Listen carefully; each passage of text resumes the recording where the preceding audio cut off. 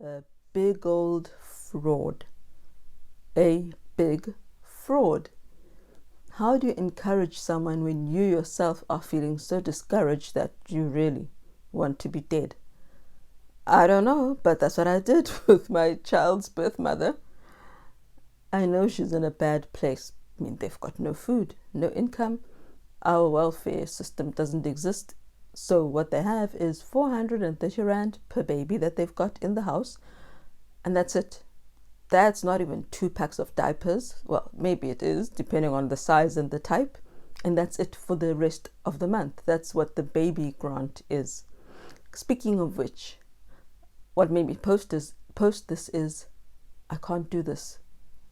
I can't do this anymore. I've been saying that for too many years now. I've been looking for schools for too many years now. Michael Academy, I don't even know if they're telling the truth that there is any waiting list and if my girl is on it. I don't know. But Michael Academy had been our only hope, and it's now over 1.5 years, I believe. Silence from them.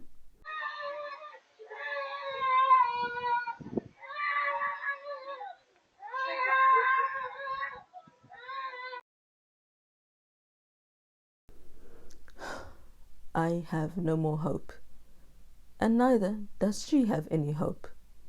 So it makes 2 hopeless people. Life is just becoming harder. Every week it escalates. The pain, the sleeplessness, they escalate. I mean, when you're walking and you're passing someone in the street, would you ever think to yourself, that woman's, her elbows might be so sore? I don't think, well, I know most of us don't think as we walk past someone, they could be hiding a world of suffering. You won't think that. That's why people think I'm not disabled enough to be in a disabled parking space. But elbows, hands, fingers, every single bone. I thought of the castor oil pack thing, but then I would need to bathe in castor oil, and it just doesn't work. It makes no financial sense. How many packs would I need? How much castor oil would I need to cover my whole body? Neck, shoulders, elbows, hands, wrists, all across my pelvic area, my knees, my feet. It wouldn't be worth it, even if I believed it really would work for me.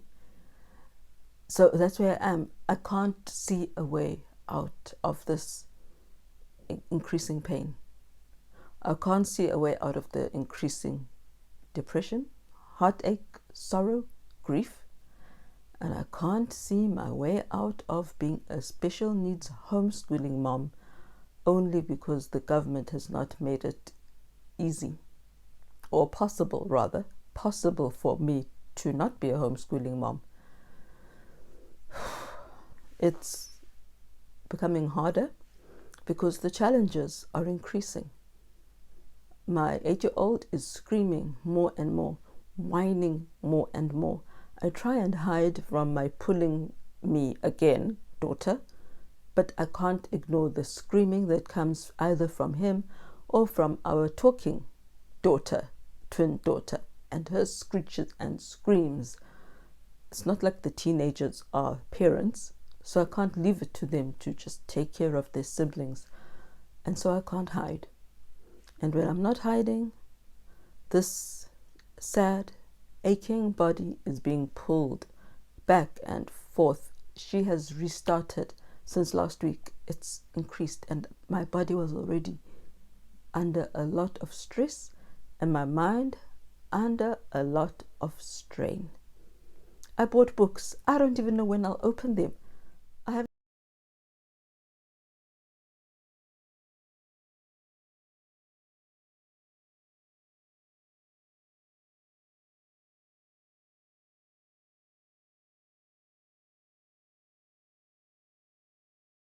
even got time to do the things I have that are already open on my screen.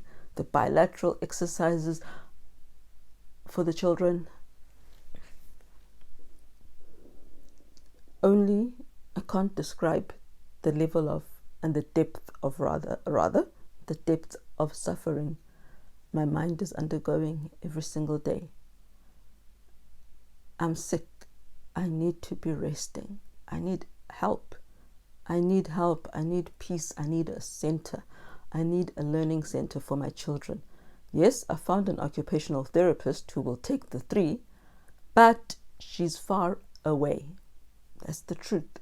She's too far away. So it'll take me 2 hours out of a day to get them to therapy twice a week. Once every 2 weeks. And then the rest of the time, I'm still mom. I'm still pulled around from corner to fridge to cupboard to drawer to bathroom. And if I say no, or if I say I'm busy right now, wait, I get attacked. My husband just says, just say no. I get attacked. And when I don't move, when she shoves me, she then turns around and shoves her little brother.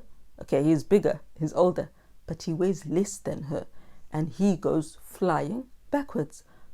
I can't say no for the sake of my children or any child who happens to be hanging around. And no will just bring more peace. No will not bring more peace. No will bring more crying and noise. And I'm tired of the crying. I'm tired of the crying. You always think, oh, well, when the heat hit after the 3 years old, I'm going to leave all my grammatical flaws, pronunciation issues. This is just me, raw, unedited, tired, distressed, helpless, and homeless.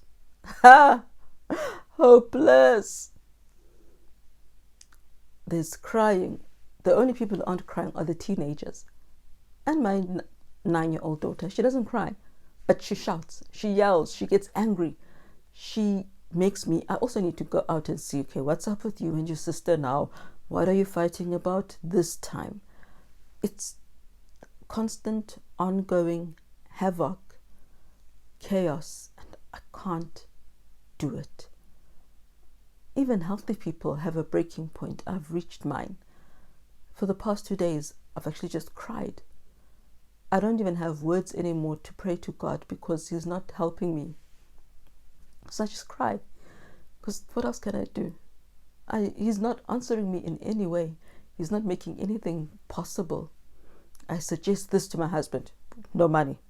I suggest, okay, let's put one child, my violent one who pulls me around, the one who's more physically and mentally taxing, most physically and mentally taxing, in a learning center where they take children like her, unpotty trained. The fees are, comparatively speaking, they're good. The fees are affordable on their own. But then we will need an aid. There is no way I would send her. You see, and that's the thing. Every solution has a problem that it also comes with that you need to then solve. It's far. The place is far. Who will take her every morning? How much will that cost? It's in Durbanville. It's in Bellville. We're not in Bellville. On a good day, it's 27 minutes drive. When you add in all the traffic in the mornings, it's I don't know how many minutes. So, okay, I find a place that will take any age child, because I asked what age children do you take, because in their first poster that I saw, they said up to age 5. So they said, any child. We take any child, because there might be a 10-year-old who has the intellectual capacity of a 5-year-old. We will then also take that 10-year-old. So I thought, this sounds good. Maybe I could put 2 children there, send 2 children there. But then that doubles the fees. There's still the transport. And the ones who stay home will be jealous. They will be jealous. And I can't deal with that either. But also, the second one who might go with our girl, he can't help her. He can't stop her from lashing out at someone else. And then, therefore, you need an aid, a personal assistant who will assist your child. When she becomes angry, aggressive, direct her. Pick her up, take her away from any other child who could be a victim. That then needs more money. So you see, I'm in a loop where money is not the love of money is not the root of all evil. The lack of money is the cause of much suffering of many special needs families. It's the lack. So here I am in this state. I'm crying. I'm weeping. I'm distraught. I want to just be done with this world. I can't rest. I hide. I get found. Someone comes and asks a question, and then my pulling girl finds me and pulls me again. Grapes. She's obsessed with grapes. Hyperfixated. She wants grapes, and they need to be in the original container, and there need to be a lot of them. I try and hide those. Tantrum. Nothing I do results in peace. I need peace. I just told my husband, I can't do this. I need to go away for 2 nights.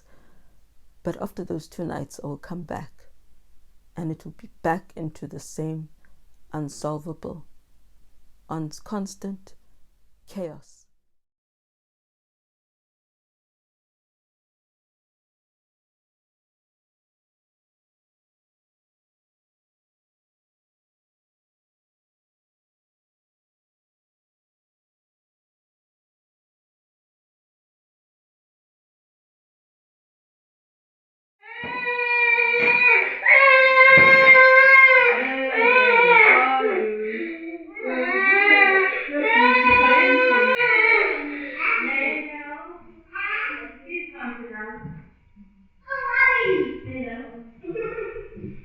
Plus soft.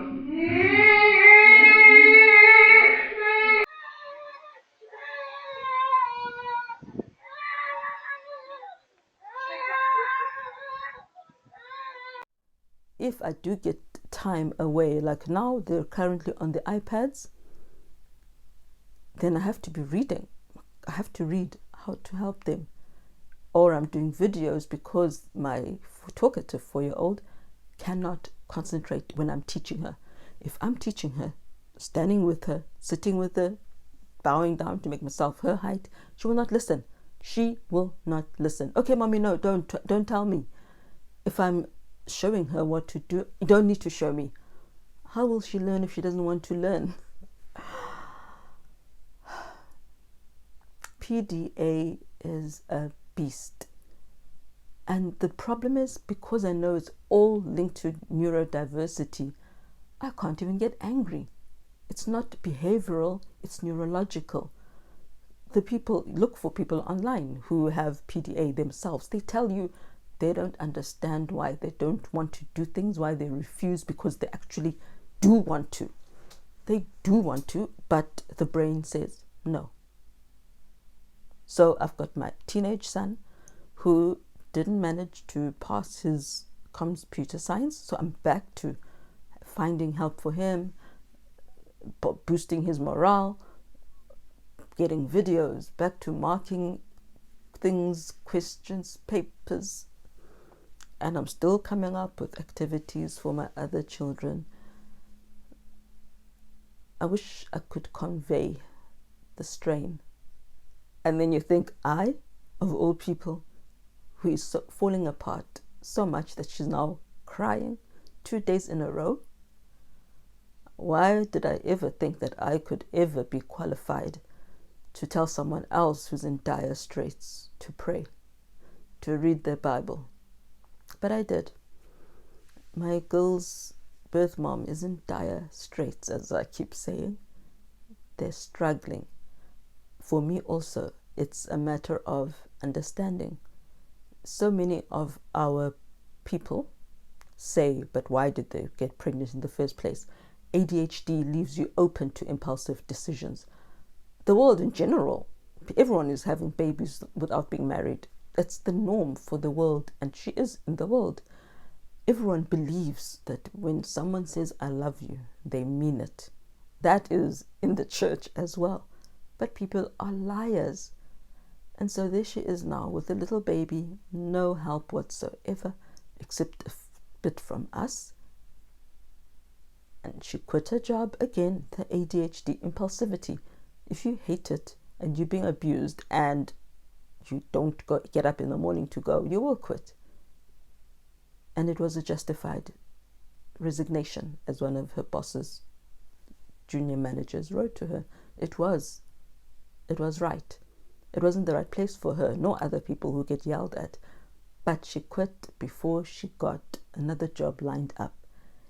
And so I see videos of queues and queues of people also looking for the same job she's looking for. For her teen daughter, I apply for jobs. They don't have data. They've only got one working phone between the two of them right now. No answer from those people. Their suffering is my suffering. And it's not only their suffering that's my suffering. It's the suffering of everybody who loves me. It's the suffering of everybody I love. But I told her, you should read the Psalms, read the Gospels. He will help us too one day. Not now, but he will help us too. They also had the sick, cold, flu, cough that my son still is battling with, my oldest son. Babies, I hate it when babies are not well. I really do. So the babies have both been sick. She and the teen have been sick. You just want to cry. The window is broken. There's no glass to patch it up. You just want to cry. I told her to read the Psalms because I know the Psalms are rich but real also. It's not just, oh God, you're holy. It's also, why are the bad people prospering? Avenge me of my suffering. Every day and night I cry upon my pillow. The tears flow. I wanted her to see that.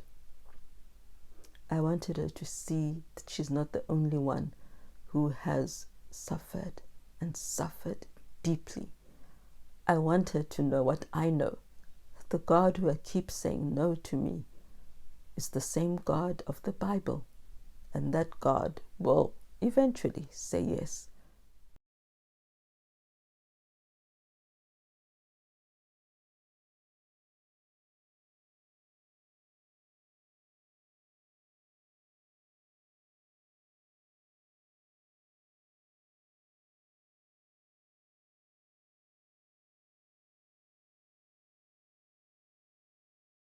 For now, we just cling to his promises, feed our minds on his word. As I said to her, when you've got time, if the babies give you time, please do. She had given up on prayer. I'm not surprised. I am not surprised. I've run out of words to pray.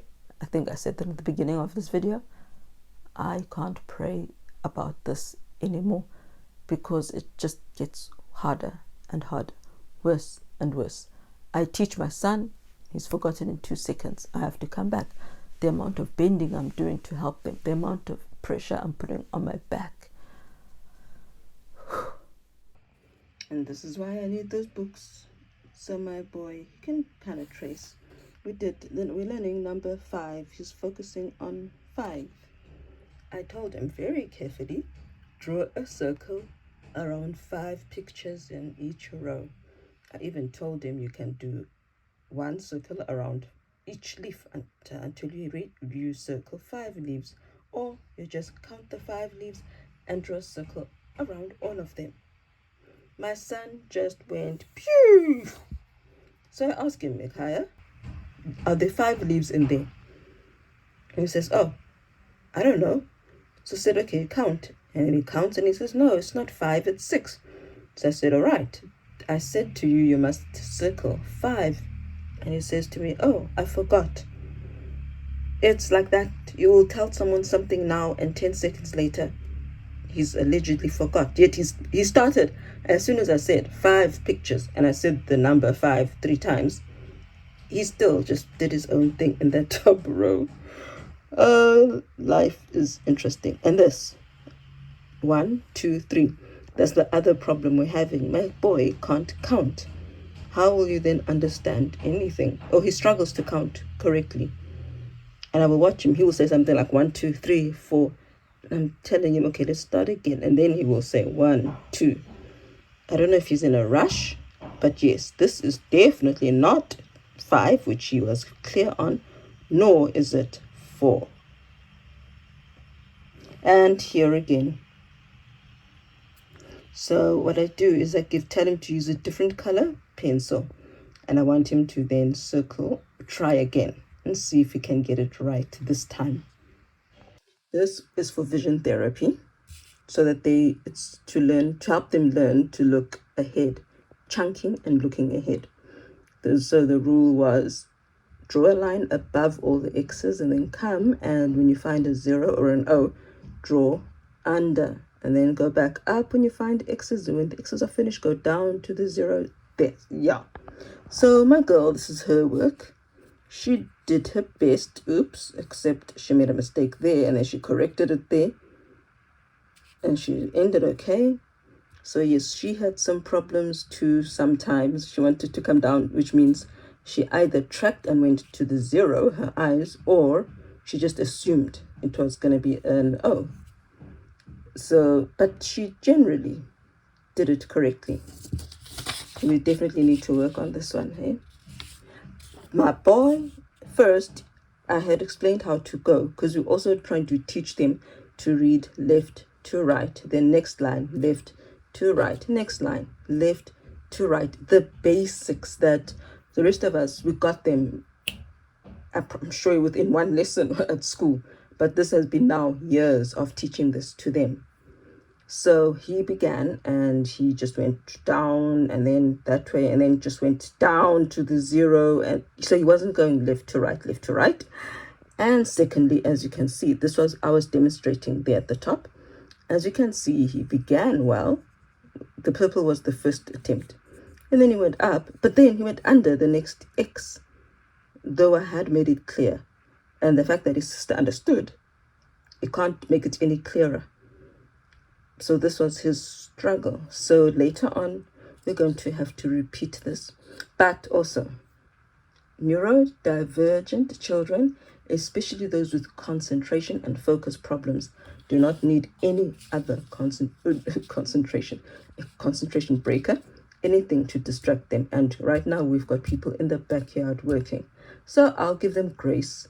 My problem is that I have to come up with something for them to do, or because they can't just play. They either break things or make a terrible mess, or they will take wipes up and out of the wipe bag, one at a time. They're destructive when they're playing. So I have to constantly be planning for them what they will do, and telling them what they will do and where they will do it. Give them crayons, they will break them. Even my 9-year-old. So you can't just say, okay guys, you can play today, no school, it's holiday. It doesn't happen. It doesn't happen. It doesn't happen. And given I have not yet found a teacher to be my children's teacher, and my teenagers are being real teenagers, it means I'm stuck, still disobeying doctor's orders and still teaching. That is part of it. They don't see the frustration, thankfully, but I do have to let it out somehow. And this is, I'm hoping someone out there will relate and say, oh my word, this is our life as well. Homeschooling special needs is different, totally different to homeschooling children who understand, who don't need an explanation of the basics. Read the Psalms. Read Lamentations. Read Jeremiah. We are not alone. We are not alone. There's comfort in knowing you are suffering, but you're not the only one who has suffered, even though the causes might be different. But the relentless pain, for me, that's my cross. That's my suffering. The relentless pain, the relentless planning and teaching and reading and video recording of the reading with this child. So what I've done now is I'm now teaching one child at a time, because they all need to be read to. So I can't have one reading to herself and answering while I'm teaching the other. Plus, ADHD children do need as few distractions as possible.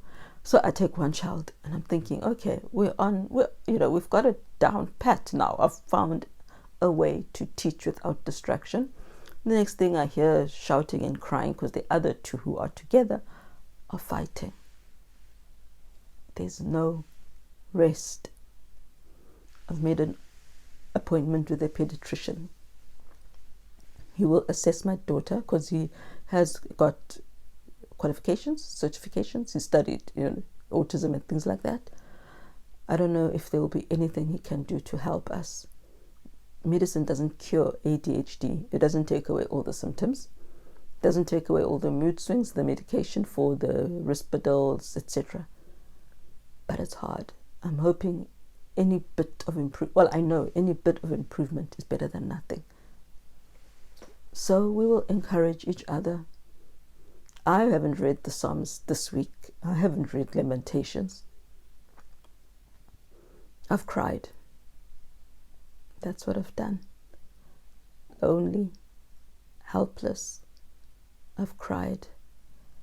And though I don't feel it in that moment, I don't feel loved, I don't feel held, I don't feel heard. But when I cry, who am I crying to?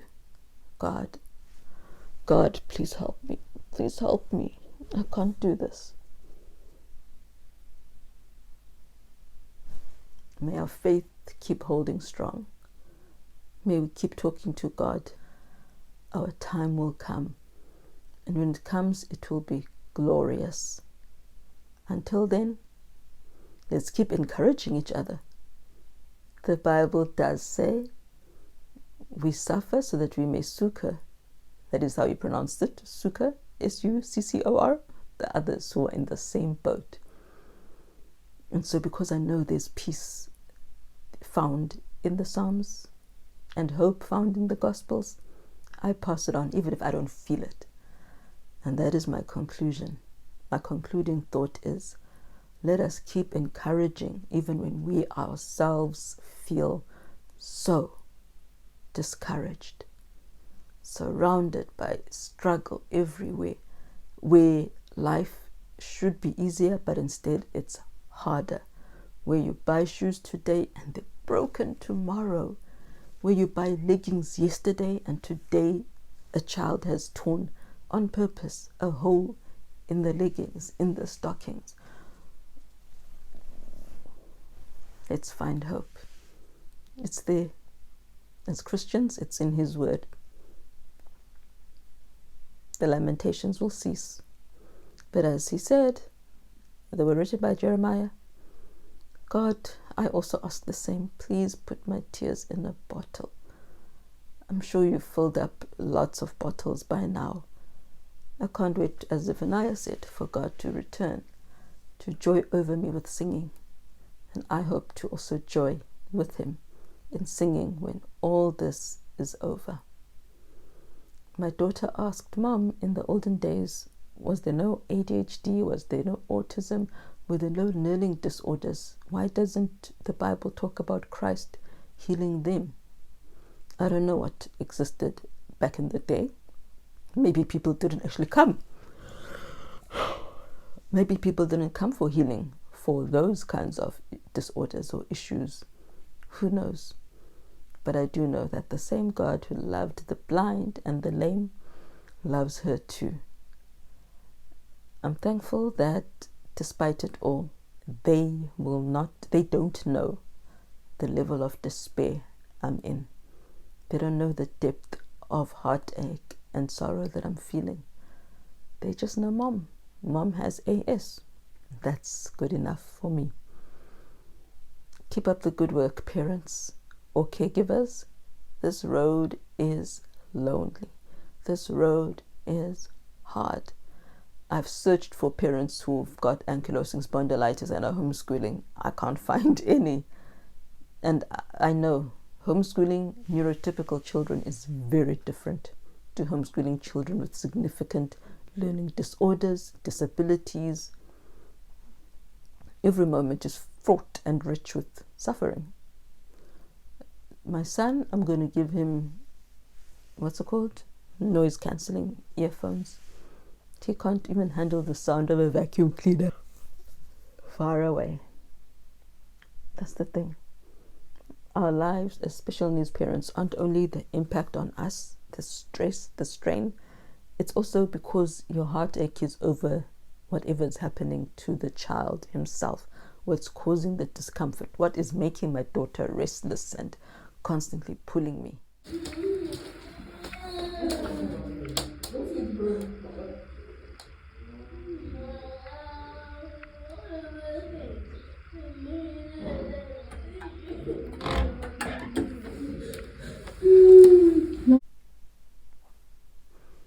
Part of our heartache is not the impact only on us, but the impact on our children. And that is what led to me telling my child's birth mother to look to the Word. She has worries about her baby. I second those worries. I'm also worried.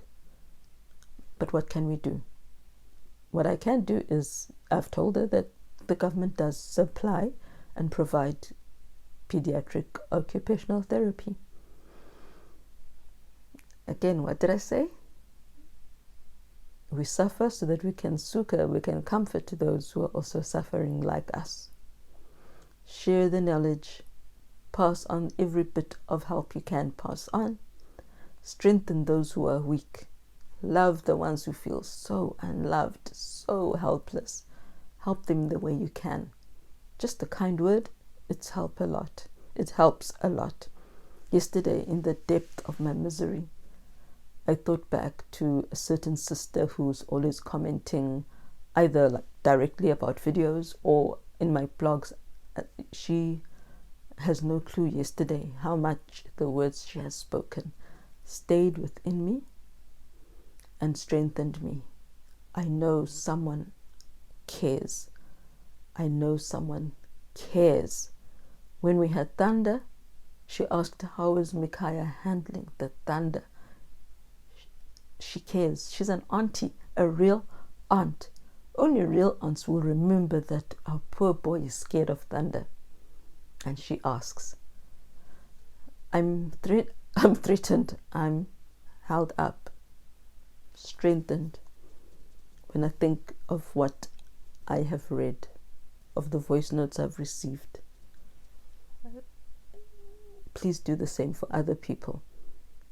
You could be the only wall between them and that window that they want to jump out of.